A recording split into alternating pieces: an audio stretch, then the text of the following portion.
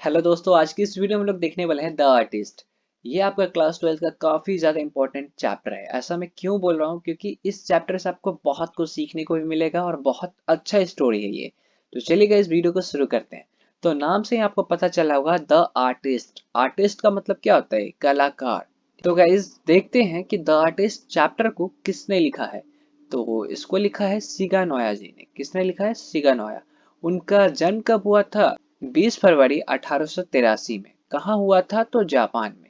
Sir आप ये क्यों बता रहे हैं? ये मैं इसीलिए बता रहा हूँ कि ऑब्जेक्टिव क्वेश्चन में आपसे पूछ लिया जा सकता है कि सीगा नोए का जन्म कहाँ हुआ था। तो आप कौन सा ऑप्शन सिलेक्ट करिएगा? जापान। ठीक है, कब हुआ था? तो 20 फरवरी 1883 में। उनका डाइड कब हुआ था, यानी मृत्यु कब हुआ था? तो 21 अक्टूबर 1971 में। कब हुआ था? 1971 में। कहाँ हुआ था? जापान में। तो इन बातों को बस याद रखिएगा, ठीक है। चलिए तो चैप्टर को हम लोग शुरू करते हैं। एक मिनट रुकिए, मैं थोड़ा सा इसका कलर चेंज कर लेता हूँ। चलिए देखिए क्या लिखा हुआ है। The artist is a short story. सबसे पहले आपका यहाँ से एक ऑब्जेक्टिव क्वेश्चन बनेगा कि द आर्टिस्ट जो है वो कैसा है। ठीक है, वो शॉर्ट स्टोरी है, ड्रामा है, ठीक है, ऐसे है, स्पीच है, क्या है? तो वो क्या है? शॉर्ट स्टोरी है। The artist is a short story written by सिगानोय। किनके द्वारा लिखा गया? सिगानोय के द्वारा। In this story he has focused. इस स्टोरी में उन्होंने किस पे फोकस किया है वो देखिए। That how is the talent of a youngster spoiled. Spoiled मतलब होता है बर्बाद होना, ठीक है। और यंगस्टर मतलब जो युवा है, ठीक है, जो युवा है उनका जो टैलेंट है, ठीक है, वो कैसे स्पॉइल्ड हो जाता है, वो कैसे बर्बाद हो जाता है। तो उन पे उन्होंने क्या किया है? फोकस किया है। तो चलिए गाइस हम लोग चैप्टर की ओर बढ़ते हैं। स्लाइड नंबर 2 पे।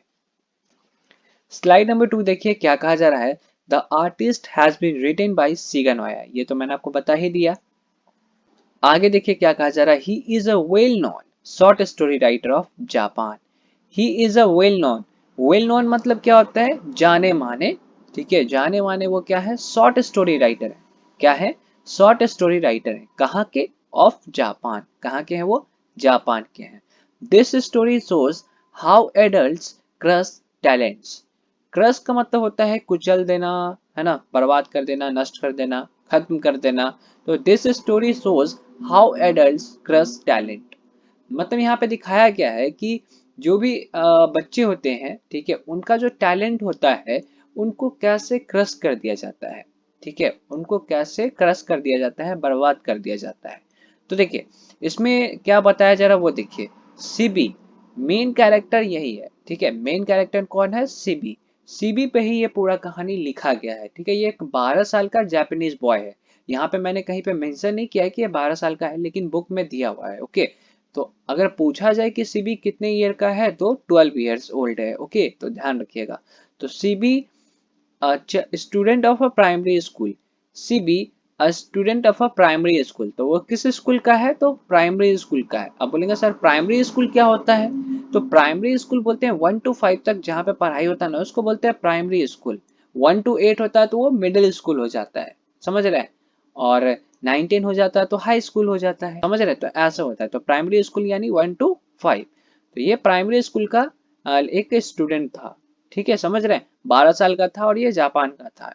Was a talented boy. वो क्या था? एक टैलेंटेड बॉय था, यानी होनहार लड़का था। आगे देखिए। ही स्पेंड हिज टाइम। अब देखिए यहाँ पे स्पेंड वर्ड यूज किया गया है। बहुत सारे लोग जो है ना वो वेस्ट और स्पेंड में कंफ्यूज हो जाते हैं, ठीक है। वेस्ट का मतलब होता है बर्बाद करना और स्पेंड का मतलब होता है व्यतीत करना, ठीक है। वेस्ट का जो यूज होता है वो नेगेटिव सेंस में लिया जाता है, ठीक। लेकिन जो ये स्पेंड होता है वो पॉजिटिव सेंस में। जैसे मैंने आपके साथ टाइम व्यतीत किया, तो मैं ये नहीं बोलूंगा कि मैंने आपके साथ टाइम वेस्ट किया। ऐसा नहीं बोलूंगा, मैं ये बोलूंगा कि मैंने आपके साथ टाइम स्पेंड किया, ठीक है, व्यतीत किया। समझ रहे हैं? तो यहाँ पे वेस्ट मत लगा दीजिएगा। तो he spent his time in collecting gods. अब बोलेंगे सर कलेक्टिंग मतलब तो होता है जमा करना, ये गॉड्स का मतलब क्या होता है? तो देखिए गॉड्स का मतलब आप समझ सकते हैं कि लॉकी से हम लोगों के यहाँ पे जो लॉकी आता है ना, उसके हिसाब से आप समझ रहे हैं, कुछ उसी प्रकार का उसका शेप होता है। लेकिन जापान का वो फ्रूट है। जापान का वो क्या है? फ्रूट। तो आपसे ये भी ऑब्जेक्टिव में पूछ लिया जा सकता है वो जो गॉड्स है वो क्या है? फ्रूट है, वेजिटेबल्स है, और 3-4 ऑप्शन आपको और दे देगा और बोलेगा इसमें से सही ऑप्शन को सिलेक्ट करें। तो जापान में वो क्या है? फ्रूट है। और आप समझने के लिए उसको लॉकी से समझ सकते हैं क्योंकि उसी प्रकार का उसका कुछ शेप होता है। तो वो कहाँ पे अपना टाइम व्यतीत करता था? Spend his time in collecting gods. वो गॉड्स को कलेक्ट करने में अपना टाइम व्यतीत करता था। ठीक है, आगे चलते हैं नेक्स्ट स्लाइड पे। नेक्स्ट स्लाइड पे देखिए, while all children played, CB used to collect gods in the city. While all children played मतलब जब सभी बच्चे खेल रहे होते हैं, ठीक है, जब सभी बच्चे खेल रहे होते हैं, CB used to, CB used to, देखिए used to का यूज करते हैं पास्ट हैबिट को शो करने के लिए। जैसे मैं चाय पिया करता था, है ना, मैं गाना गाया करता था, मैं क्रिकेट खेला करता था, आई यूज टू प्ले क्रिकेट, ऐसे करके बनाया जाता है। यूज टू का स्ट्रक्चर मैंने आपको सिखा रखा है, ठीक।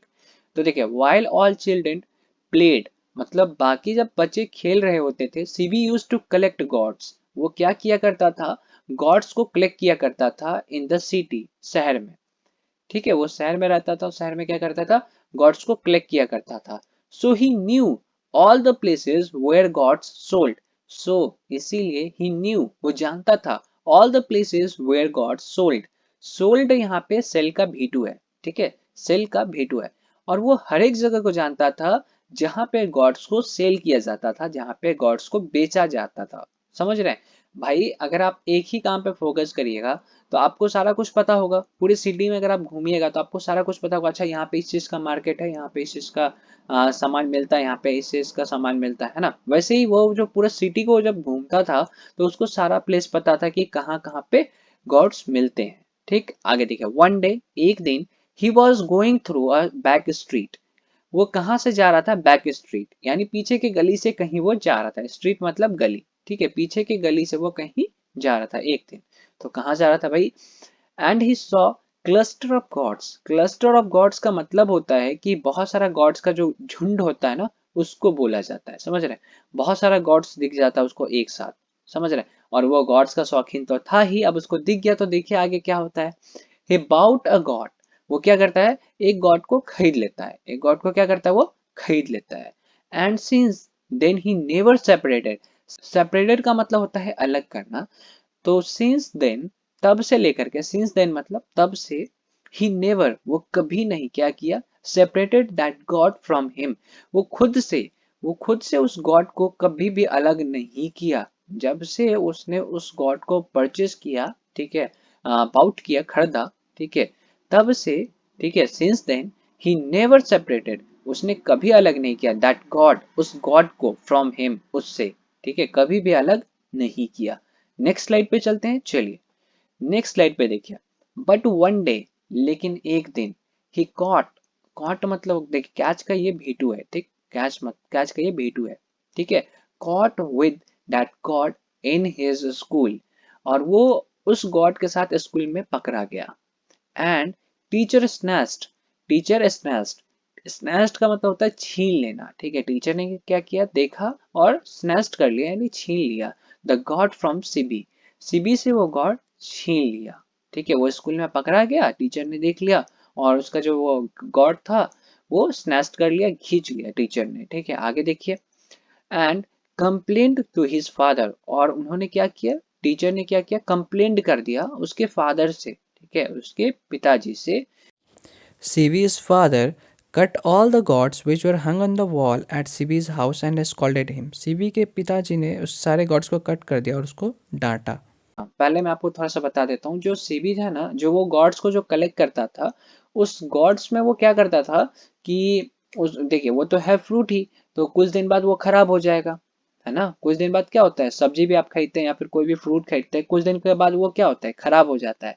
लेकिन वो क्या किया करता था ना, कि गॉड्स में ना टी लिप्स का कुछ बना करके, ठीक है, इतना तो दिया हुआ है बुक में कि टी लिप्स का यूज करके, ठीक है, उसमें वो भर देता था, जिससे उसका जो स्मेल है वो खत्म हो जाता था। ठीक है, और वो लॉन्ग टाइम तक टिका रहता था। समझ रहे हैं? तो वैसा वो कुछ किया करता था और उस गॉड्स पे कुछ कलाकारी किया करता था। समझ रहे हैं? कुछ कुछ बनाया करता था उस पे। ठीक है, यहाँ तक क्लियर है? तो देखिए क्या होता है, और वो अपने घर पे सजा के रखता था, ठीक है, और वो अपने घर पे वॉल पे उस सारे गॉड्स को कलेक्ट करके और उनको सजा के रखता था। लेकिन सीबी के फादर ने क्या किया वो देखिए। Sibi's father cut all the gods which were hung on the wall at Sibi's house and scolded him. CV के पिताजी ने सारे गॉड्स को कट कर दिया जो वॉल पे लटके हुए थे, और सीबी को इसके लिए बहुत डांटा। तो चलिए गाइस, अब आगे देखते हैं नेक्स्ट स्लाइड पे क्या कहा जा रहा है। आगे बढ़ते हैं, नेक्स्ट स्लाइड पे चलते हैं। देखिए अब क्या कहा जा रहा है, the teacher gave this god to the potter of the school. और वो टीचर देखा कि भाई ये तो गॉड पे कलाकारी भी किया हुआ है ना, तो मैं इसका क्या करूंगा। तो वो उन्होंने क्या किया, टीचर ने क्या किया, उसको किसको दे दिया, तो potter of the school, school के पॉटर को उन्होंने दे दिया। And after 2 months he sold this god to curio dealer. यहाँ पे क्यूरो होगा, ठीक है, क्यूरो डीलर होगा। यहाँ पे आर छूट गया, ओके, मैं यहाँ पे लिख देता हूँ। यहाँ पे CUR होगा, CURIO, ठीक है, क्यूरियो डीलर, ठीक है, क्यूरियो डीलर फॉर 50 येन, 50 येन। अब बोलेंगे सर ये येन क्या है, तो जैसे हम लोगों के यहाँ क्या चलता है, भारत में क्या चलता है, रुपीज, है ना। वहां का करेंसी क्या है, वहां का मुद्रा क्या है, जापान का येन। वहां पे येन चलता है, यहाँ पे रुपीज चलता है, ठीक है, वैसे आप समझ सकते हैं। तो क्या होता है, सबसे पहले तो टीचर ने वो जो गॉड था वो किसको दिया, पॉटर को दिया, स्कूल के पॉटर को दिया, ठीक। फिर 2 महीने के बाद वो जो पॉटर था वो क्या किया, उसको सोल्ड कर दिया, उसको क्या किया, बेच दिया। किसको बेचा, तो क्यूरो डीलर को बेचा, ठीक है। यहाँ पे स्पेलिंग सही कर लीजिएगा, मैंने बता दिया आपको, ठीक। फॉर 50 येन, यानी 50 येन में बेचा, ठीक है, 50 येन में बेच दिया। एक चीज ध्यान दीजिएगा, मुझे याद नहीं आ रहा कि सीबी ने जो जब वो क्लस्टर ऑफ गॉड्स देखा था, याद आया आपको, जब मैंने आपको बताया था कि जब सीबी ने उस गॉड को परचेज किया था, बाउट किया था, तो मे बी वो शायद 10 येन में किया था। एक बार आप एनसीईआरटी में रीचेक कर लीजिएगा कि सीबी ने उस गॉड को कितने में खरीदा था, ठीक है, परचेज किया था, वो आप एक बार कंफर्म कर लीजिएगा। मेरे ख्याल से 10 येन था, अगर मैंने एनसीईआरटी में देख लिया तो मैं होगा तो स्क्रीन पे ऐड कर दूंगा, ठीक है। लेकिन क्यूरो डीलर से जो उसको बेचा, किसने बेचा, पॉटर ने, तो 50 येन में। समझ रहे हैं, 5 गुना उसका जो वैल्यू है वो बढ़ गया। समझ रहे हैं, 5 गुना वैल्यू बढ़ गया। सीबी ने कितने में खरीदा था, 10 येन में खरीदा था, और उसको पॉटर ने कितने में बेचा, 50 येन में बेचा। आगे और देखिए, and dealer sold it to a collector for 600 yen. और जो डीलर था, ठीक है, वो जो डीलर था उसको कितने में बेचा, वो 600 येन में बेचा। सोचिए, वो खरीदा था 10 येन में और यहाँ पे बेचा कितने में है, फाइनली 600 येन में। समझ रहे हैं, तो वो कितना बड़ा कलाकारी किया था। देखिए गॉड का वो कीमत नहीं था, वो सारा कीमत था सीबी का। सीबी ने जो उस पे काम किया था, उस पे जो वो आर्ट किया था, उसके कारण जो उसका प्राइस है वो काफी ज्यादा बढ़ गया। समझ रहे, तो वहां पे उसका टैलेंट क्या हो गया, एक तरीके से क्रश हो गया। आगे देखिए, now CB is engrossed in making pictures. Engrossed का मतलब होता है किसी चीज में मन लगना, लीन हो जाना किसी चीज में, ठीक है। इन मेकिंग पिक्चर्स, अब उसका मन किस में लगता है, पिक्चर्स बनाने में, ठीक है, पिक्चर्स बनाने में आप सीबी का मन लगता है।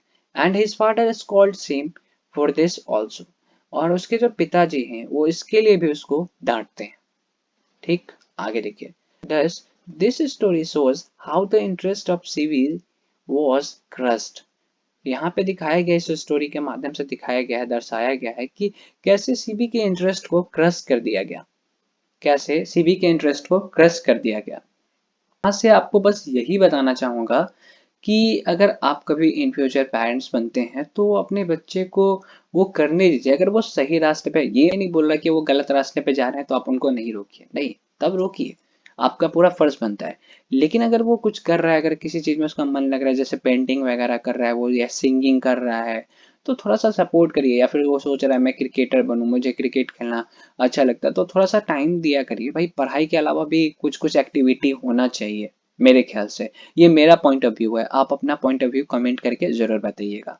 समझ रहे हैं, तो अगर हो सकता है कि अगर उस टैलेंट को वो आगे बढ़ाए तो हो सकता है उसी टैलेंट से वो अर्निंग भी करे, उसी टैलेंट को वो आगे बढ़ाए और उसी से उसका पहचान बने। ऐसा भी हो सकता है। हर कोई तो अब एजुकेशन लाइन में नहीं आ सकता, है ना, क्योंकि हर एक का जो माइंड होता है वो बिल्कुल अलग होता है।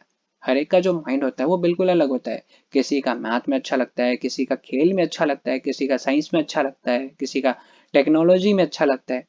तो जिस चीज में आपका मन लगे उसी चीज को करिए। समझ रहे हैं? किसी का देखा देखी मत किया करिए कि वो ये चीज कर रहा है, मैं भी वही चीज करता हूँ। ऐसा नहीं करिए।